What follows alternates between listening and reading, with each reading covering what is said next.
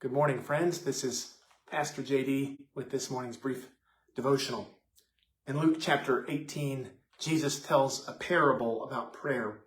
He says there was a widow who kept coming to a judge day after day to request a judgment, asking for justice.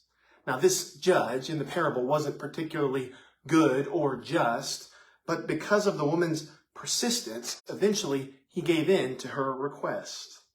And Jesus said that God is a just judge. And how much more will he respond if we are persistent in our prayers? There is a unique honeybee in Japan. It runs smaller than most bees run, and the greatest danger to this bee's way of life is a much larger hornet. Now, their size difference between the bee and the hornet is so great that the bee's stinger won't even pierce the hornet's armor. So if a hornet arrives at a nest, the bees can't defend or protect themselves. So even if it's 100-to-1 bees to one hornet, the armor of the hornet, its defenses are too strong. It is a death sentence then for the beehive if a scout hornet comes and leaves to go get the rest of the swarm to find the hive.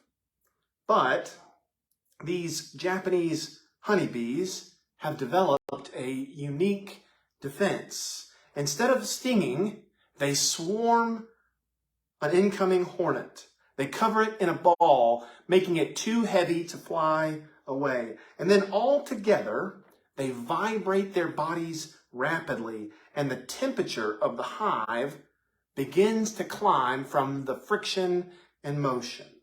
Up and up, the temperature climbs until at 115 degrees Fahrenheit, the hornet is roasted alive. See, one prayer may seem insignificant when you say it. Just as a single honeybee can't defend itself or fight a hornet alone.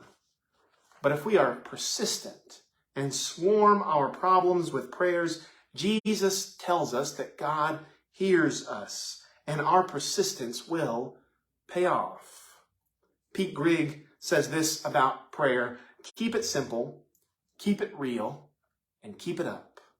May you do the same today and in the days to come. Would you pray with me?